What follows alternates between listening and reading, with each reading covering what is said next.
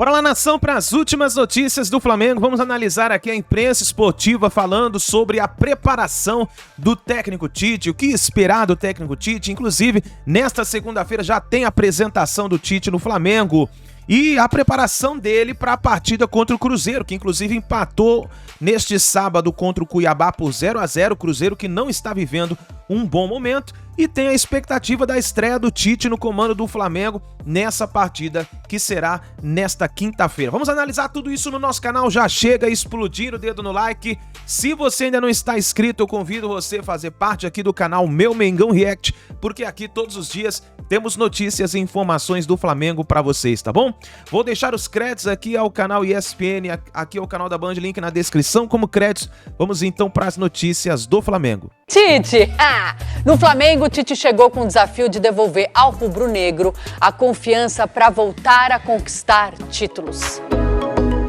As primeiras imagens do técnico Tite conhecendo a estrutura do CT do Flamengo chamaram a atenção. Se com os últimos treinadores não havia tanta integração entre os setores do clube, parece que com o ex-comandante da seleção brasileira isso não será um problema. Pode ser um passo importante para que todos reconquistem a confiança. Tomara que o Tite competência possa ajudar na busca de classificação, que é o objetivo inicial. Tem ainda um sonho, que ele pode ser matemático de título, e ele tem um perigo também de não classificar para a Libertadores. Esse é o nosso real. O objetivo, sim, é de classificação direta pela grandeza do Flamengo. Ele é um treinador que sabe levar o grupo, sabe motivar o grupo, é muito respeitado pelos jogadores, por todo o seu trabalho, pela sua conquista, pela forma de levar o grupo, isso é muito importante. Estilo paizão, que gosta de chamar os atletas, abraçar todo mundo, defender todo mundo, acho que ele vai se dar bem sim. E eu acho que ele tem fibra para unir, porque o que falta nesse time é o que o JJ fez. Só que os problemas do Flamengo não se limitam apenas a questões extracampo. Dentro das quatro linhas, muita coisa precisa ser consertada. E a expectativa é que Tite possa repetir o sucesso que teve tanto no Corinthians, como também em alguns momentos na seleção brasileira. Qual será a forma com que o Flamengo de Tite vai jogar? Alguns torcedores preferem se apegar a dois exemplos. O primeiro é o Corinthians de 2015, ex-campeão brasileiro nas mãos de Adenor, e com muita mobilidade ofensiva. Aquele time tinha como principal esquema o 4-1-4-1. A linha de meio-campistas à frente de Ralf tinha Jadson pelo lado direito, Elias, Renato Augusto e Malcom. Todos com muita liberdade de movimentação e aproximação junto ao centroavante do time. Ou seja, características semelhantes à versão do Flamengo de 2019, treinado por Jorge Jesus. O outro modelo, que muitos consideram de sucesso, aconteceu no primeiro ano pela seleção brasileira. O esquema também era o 4-1-4-1 e Casemiro fazia a função de Ralf. Mais à frente, Coutinho atuava pelo lado direito, com Paulinho e Renato Augusto centralizados e Neymar pelo lado esquerdo. Só que tudo isso mudou quando Tite optou por alterar o estilo de jogo da seleção. O modelo funcional deu lugar ao posicional. E essa maneira de praticar futebol tem sido um grande problema no Flamengo. Treinadores que assumiram o clube recentemente e tentaram impor esse estilo de jogo acabaram demitidos. Uma vantagem que Tite leva em relação aos demais é o fato de já ter trabalhado com muitos atletas do atual elenco. 12, 13 atletas, Fabinho, que eu devo ter tido contato com eles na seleção brasileira, talvez até mais. Isso dá um approach inicial, de saber como é que é o comportamento, da forma que eu trabalho, enfim. Mas tomara que a gente seja feliz aí na sequência do trabalho todo. A alegria de novo desse grupo que sempre foi muito vencedor. Principalmente pelo fato do Flamengo esse ano não ter conseguido conquistar nenhum título. Então você acaba trazendo essa negatividade, né? O time está muito para baixo, né? E aí ele trazer essa alegria de volta. Se Tite vai ter sucesso à frente do Flamengo, só o tempo vai dizer. E aí, vai dar funk? Tite no Flamengo? Vai dar bom? Eu não sei. O Tite, precisa saber qual é o Tite que vai chegar ao Flamengo, né? Então, qual é o Tite que vai chegar ao Flamengo? Essa é a grande colocação. É o Tite que soube como enxergar as virtudes que aquele Renato Augusto tinha em 2015, que aquele Malcom tinha em 2015, que aquele time que jogava com 4 no meio. Ah, mas eles tinham liberdade? Eles tinham liberdade sim, mas eles eram marcadores por excelência. Eles perseguiam a bola e jogavam atrás da linha da bola todas as vezes que o Corinthians não tinha essa posse de bola. Esse era um Tite muito mais reativo do que o Tite propositor, que acabou chegando, principalmente nesses últimos 4 anos, tentando construir grupo na seleção brasileira, tentando construir um time virtuoso que pudesse jogar a imagem e semelhança do Neymar e que acabou não conquistando absolutamente nada. Por quê?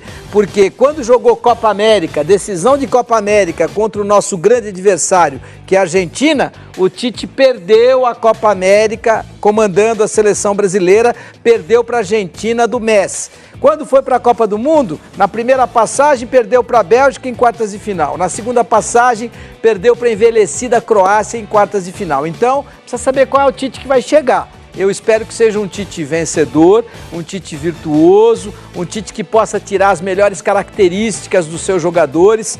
E essa questão de jogar um futebol posicional, para mim é muito complicado. Eu não acredito muito nessa ideia, porque quando você monta um time posicional, você põe cada jogador numa posição e ele tem que cumprir aquela função tática ali naquela posição. Fica estático, burocrático demais? Fica muito mais burocrático, você fica muito mais com o jogador, olha, você fica aqui, você corre daqui até aqui, você corre daqui até ali, a tua função é muito posicional, por isso é o futebol posicional. Eu não gosto muito dessa ideia para todos os jogadores. Eu gosto de uma ideia onde você possa ter um cara como o Gabigol jogando mais livre, um cara como a Arrascaeta jogando com mais tranquilidade. Agora você vai ter jogadores que terão obrigatoriamente que marcar. E aí é que entra a virtude do treinador. Saber que uns vão fazer uma determinada função, outros vão fazer outra. E quem é que vai ser o senhor da razão? O resultado.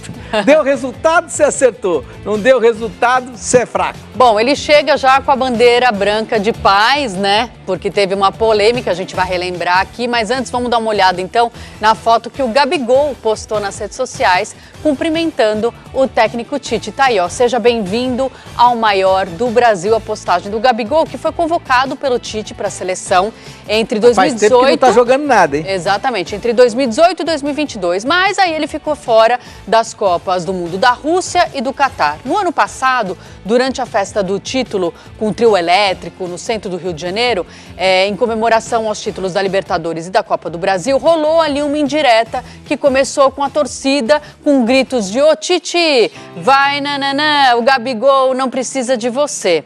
E aí o atacante pegou o microfone e respondeu: "Eu já jogo em uma seleção". Então teve sempre essa cobrança, né? E eu gosto de jogador que toma posição, o Paloma. Eu, por exemplo, se eu fosse o Hulk, quando eu estava jogando meu melhor futebol antes da Copa do Mundo, que foi disputada em Doha, no Catar, e eu não fosse convocado, eu falaria. O treinador, na minha opinião, ele não enxerga o futebol que está sendo praticado aqui no Brasil.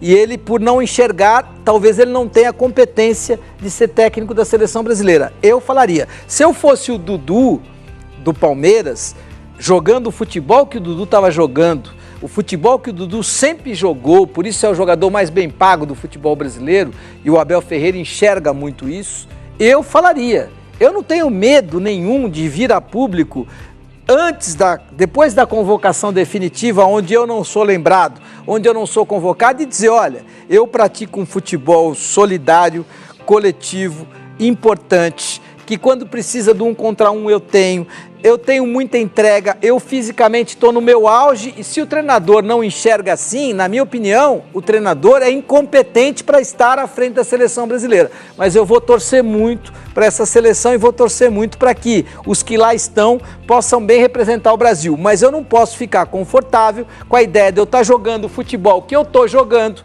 Isso se eu sou o Dudu, isso se eu sou o Hulk, isso se eu fosse o Rafael Veiga daquela época, eu falaria. sem nenhum tipo de problema. Eu acho que o jogador ele é muito omisso, o jogador ele tem medo, o jogador ele tem medo de falar o que ele pensa, ele fala nas entrelinhas, ele cutuca ali na igrejinha dos seus parceiros, mas ele não fala aquilo que ele pensa. Por quê? Porque não é politicamente correto, porque não é legal você falar o que você pensa. Como não é legal falar o que você pensa? Você está jogando o seu melhor futebol, você está obtendo os melhores resultados, você está fazendo do seu time, no caso do Dudu, um time campeão, como é o caso do Palmeiras, e você não é convocado e você não pode falar porque você, não é politicamente correto e contra o treinador. Eu acho que é incorreto você dizer que vai torcer contra a seleção brasileira. Aí não é legal, porque é a sua nação, é a sua seleção. Mas eu, jogador de futebol, não teria nenhum problema de dizer, jogando o que o Dudu estava jogando, jogando o que o Veiga estava jogando, jogando o que o Hulk estava jogando, de vir a público e dizer, olha, acho o Tite incompetente. Torço para que a seleção brasileira possa dar muito resultado e sair campeã em Doha, no Catar. Mas ele errou quando não leva um jogador que está jogando o que eu estou jogando, porque o meu resultado fala por mim. Agora, a minha indignação é minha e eu faço questão de torná-la pública. Esse sou eu. Agora, cada um pensa do jeito que quiser, né? Certo. Passadinha pela nossa enquete. Começou seus trabalhos no Flamengo, veio com toda a sua comissão técnica, com o Matheus, seu filho, com o César Sampaio, que também trabalhou com o Tite na seleção brasileira. E agora o Tite vai aproveitar esse final de campeonato brasileiro para começar a reformular o Flamengo para 2024. O Flamengo tem chances de ser campeão brasileiro ainda? Chances tem, mas são remotíssimas. A não ser que aconteça aqueles milagres que acontecem uma vez a cada 100 anos. Então, ele começa a reformulação. O Flamengo precisa de uma reformulação grande para o ano que vem? Sim, precisa. Eu acho que o Flamengo encerrou o ciclo que vinha de 2019 para cá com o Jorge Jesus. Acho que isso aí tinha um prazo de validade, acabou.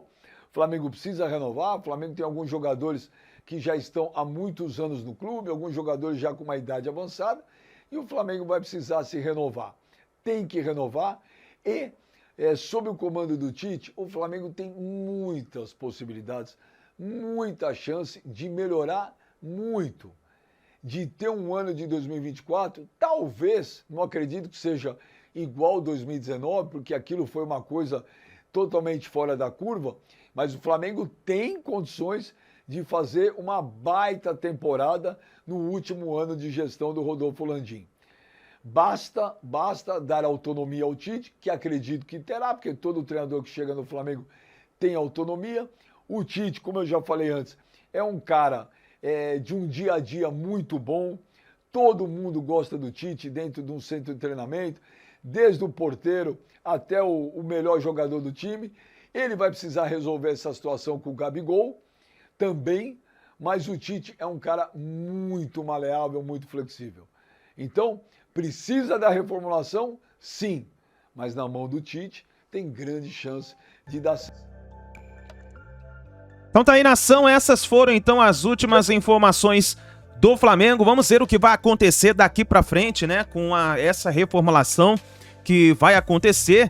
E o Flamengo já começou a se movimentar, fazendo renovações de contrato, como por exemplo do Bruno Henrique, que inclusive foi um pedido do técnico Tite. Esse foi um pedido do técnico Tite, o Tite pediu até que fosse dado prioridade para renovar o contrato do Bruno Henrique.